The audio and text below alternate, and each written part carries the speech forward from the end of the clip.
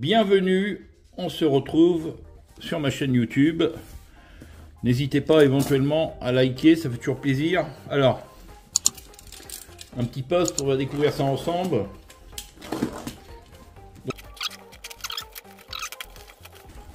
Donc je vous montre un petit peu, voilà. Un Boifeng. Alors un portable VHF, UHF. Est-ce qu'il y a quelque chose de marqué de spécial? Écran LCD, voilà. UHF, VHF, 1750. Bon. Une documentation certainement en anglais, on va regarder ça vite fait. Amateur radio. Donc documentation. Alors, je ne sais pas s'il y a du français ou autre. Bon, globalement, vous savez déjà ce que je vais en faire. Et hop, c'est parti. Bravo à tous ceux qui avaient deviné, évidemment. Alors, bien emballé, hein. Vous pouvez y aller. Vous voyez, c'est de l'emballage. Donc, on va quand même le sortir, ça peut être utile. Il a l'air assez lourd. Donc, j'ai eu l'occasion de le voir déjà. Ouais, il est assez grand. Donc, qu'est-ce qu'il y a de spécifique? Welcome. Channel mode. Voilà l'écran, donc LCD. Bon, allez, pour l'instant, il est tout à fait d'origine. Il n'y a pas de programmation, il n'y a rien. Voilà. Frequency mode. Voilà, donc on peut taper la fréquence. Bon, après, je préfère honnêtement, au niveau des matériaux, je préfère le UV-K5. Donc, il y a la M. Donc, ça va être à tester, éventuellement. Qu'est-ce qu'il y a d'autre dans la boîte? Alors, il y a l'antenne, évidemment. L'antenne, assez souple ici, c'est assez souple. Mettre l'antenne. Voilà, donc ça va être un petit unboxing. La batterie, par contre, on n'a pas vu. On va regarder la batterie quand même, ça peut être utile. Ah oui, donc c'est du type C certainement. Je vous montre à l'arrière. Donc en type C. Donc ça c'est pas mal. C'est un peu comme le K5. Là sur le côté, donc micro déporté éventuellement. Voilà, qu'est-ce qu'il y a de spécifique? Bon, il y a de la lumière comme d'hab. Le chargeur. Ah, faut qu'on regarde la. Ah, donc faut qu'on regarde éventuellement la batterie. Alors la batterie. Est-ce qu'on peut la sortir? Celle-là ici certainement. Voilà. C'est quoi comme batterie? Je vous montre vite fait ce que c'est comme batterie. Voilà. Donc 8 volts 4. Donc ça peut toujours être intéressant de savoir un petit peu les tensions des batteries ou autres. Et puis on va tester sur la bande aviation.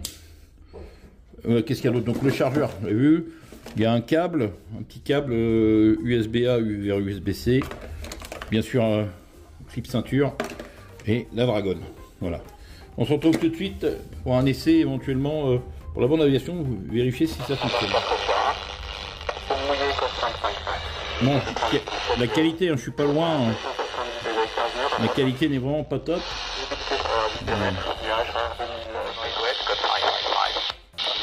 La qualité est quand même meilleure sur cet appareil. Hein. Voilà. Bon, par contre, on arrive 250 mégas, ça fonctionne en émission. Donc évidemment pour la M c'est pas top. Bon, on se retrouve un petit peu vite fait. Donc 446, on va tout le monde tester. Alors la puissance, je suis 446. Enfin, on arrive à 8 watts. Attendez, je vais essayer de me régler un peu mieux. Voilà. Donc on arrive presque à 8 watts, 446, vous voyez, en émission. Je vous montre, voilà. C'est pas trop mal. Par contre, on va essayer en VHF vite fait. On va essayer 146 éventuellement. 146 pour vérifier ce que ça peut donner. 146. Voilà. Donc 146. Et on va essayer sur 250. Tout à l'heure, il y avait du 250. Donc on va tester éventuellement ce que ça peut donner. Alors 250. On va essayer. Voilà, 250 mégas. C'est parti. Donc on est à ouais, 250 mégas, on arrive à 3,4 watts. Voilà, donc pour tous ceux qui vont me dire oui, il n'y a pas d'antenne, c'est marqué là. Hein. Il y a une charge fictive de 20 watts. Donc Voilà, pour ceux qui se posent la question. Voilà pour les petites infos. Donc, je viens de tester la puissance. Ça a l'air de fonctionner en tout cas.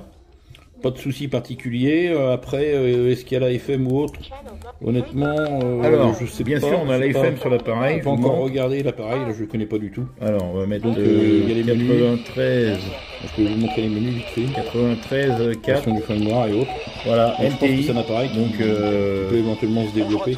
Par contre, bon, c'est sûr que pour soutenir l'Ukraine face à la Russie. Donc moi je préfère utiliser K5. Donc, ça fonctionne pas trop mal. En tout Mais cas, l'écran est pas mal. les postes a l'air L'audio a d'être l'air correct, donc il faut que je fasse des petits Voilà, essais. vous avez même la N'hésitez FM, pas à me donc, dire c'est intéressant. avec un pouce si Après, vous voulez d'autres essais. On peut regarder éventuellement Ça ce serait qu'on peut avec faire grand en plaisir. bande. Et donc je vous fais bien sûr les amitiés 73 et je vous dis à très bientôt. Alors, donc le Boifeng, donc modèle, donc le K5 Pro Max. Voilà, donc je pense que ça peut être sympa pour quelqu'un qui débute. Après, est-ce que c'est mieux que le Quaisheng K5? Je sais pas. Bon, après je pense que celui-là est un peu plus puissant. Après, faut voir. Si vous voulez un peu plus puissant, je vous conseillerais celui-là éventuellement. Par contre, moi, je préférerais l'autre, bien sûr, vu ce qu'on peut faire avec. La puissance, ça fait pas tout. Une bonne antenne, éventuellement, ça sera toujours mieux. Voilà. Et donc le Boifeng K5 Pro Max.